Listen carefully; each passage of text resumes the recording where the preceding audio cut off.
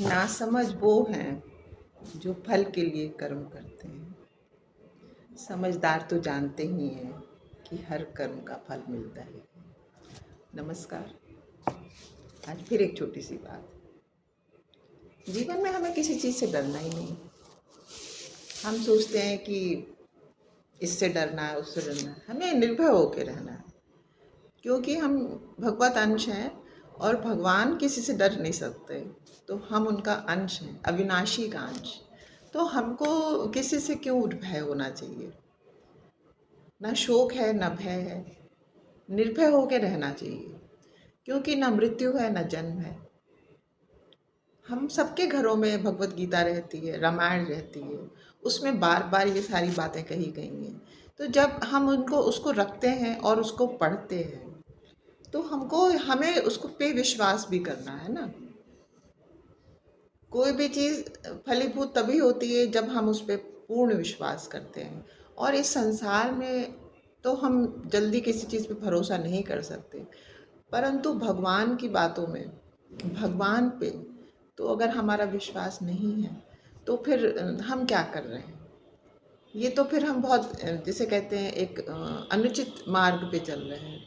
तो हमें शांति कैसे प्राप्त होगी। संसार के हर जीव में हमें उसी का अंश है, तो उसी का अंश देखना है। हाँ, वो अंश में अगर उनकी कुबुद्धि है और वो कोई हमारे संग अनुचित काम कर रहे हैं जो कि धर्म विरुद्ध है, तो हमें निश्चित ही हमें भगवान ने बुद्धि दी हुई है, समझ दी हुई है, तो हमें उससे अपना बचाव कर लेना है। अन्यथा तो हम निर्भय होकर रहें, शांति से रहें और अपनी तरफ से जानते बूझते हुए किसी के लिए ना बुरा सोचें, ना बुरा कहें, ना बुरा करें।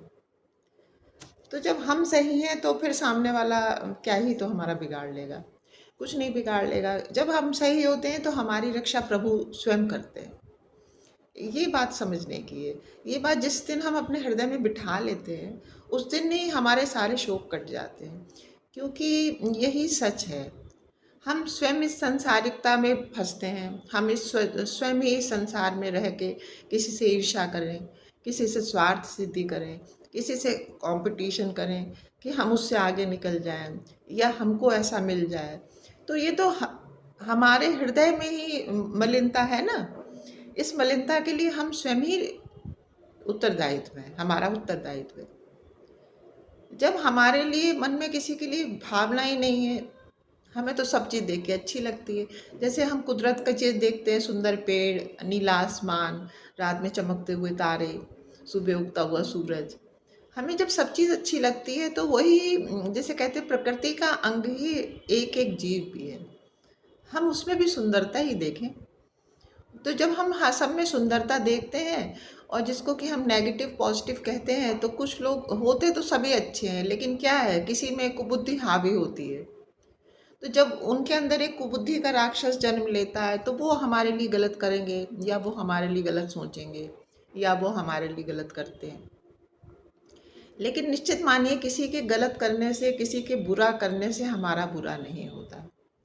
वो हमारे ही कोई कर्म होते हैं, तो वो माध्यम बन के आके वो हमारा बुरा कर देते हैं। जिस पल हमें ये बात समझ में आ जाती है, जिस तरह से यदि हम अपने हाथ से कुछ अच्छा कर देते हैं तो वो ईश्वर करवाते हैं, वो हमारी सकत नहीं है कि हम किसी के लिए कुछ अच्छा कर सकें। खुद सोचिए, क्या आपकी हमारी सकत है कि हम किसी के लिए भी इतना सा भी कर सकें। जब हमारी सकत नहीं है तो सामने वाले की भी कोई सकत नहीं है। सामने वाले से हमें अच्छाई बुराई तभी मिलती है जब वो माध्यम बन के हमारे समक्ष खड़े हो जाते हैं। वो हमारी हानि करने के लिए उद्यत रहते हैं, वो हमारी निंदा करते हैं। तो करने दीजिए निंदा। यदि हमारे पिछले जन्म के कर्म है तो कट जाएं, वो सुंदर बात है। और यदि वो अब अपने बुरे कर्म बना रहे हैं तो फिर वो जानेंगे ना। तो दोनों ही परिस्थिति में हमारा तो कोई सोचने का, चिंता करने का, दुख मनाने का कोई विषय ही नहीं है। हमको अपना सीधा रास्ता चलना है। हम रास्ते में चलते हैं तो हम ये नहीं देखते ना कि कौन सी गाड़ी टेढ़ी चल रही है, कौन सी व्हीकल सीधी चल रही है। हम सीधे अपना एक लक्ष्य धारण करते हैं और हमें चलना है। और सफलता क्या है? ये सांसारिक सफलता नहीं है। सफलता सिर्फ एक है, एक ही लक्ष्य है हमारा, भगवत प्राप्ति। वो हमें इस जन्म में कर ले, नहीं तो 84 लाख के फेरे लगा लें। इसके अतिरिक्त जीव का कोई भी धर्म है ही नहीं, कोई भी सफलता है ही नहीं। क्योंकि इस संसार की सफलता जिसको कि आप और हम मानने अगर लग जाएं गलतफहमी में, अपनी जिसे कहते हैं समझ ना होने की वजह से, कि ये धन कमा लिया, ये बहुत बड़ी कोठी का, ये बिल्कुल सफलता नहीं है। ये कोई सफलता नहीं है, क्योंकि यहाँ की एक एक चीज़ यहाँ रह जाने वाली है। कोई ले जा सके तो मुझे बता दे। तो असली सफलता तो सिर्फ हमारी ऐसे कर्म होंगे जो कि हम सब उनको नष्ट करके और हम सीधे भगवान में फिर से मिल जाए, अपने धाम चले जाए। आप लोगों ने मेरी बात सुनी, बहुत बहुत आभार आप लोगों का। नमस्कार, जय श्री कृष्ण।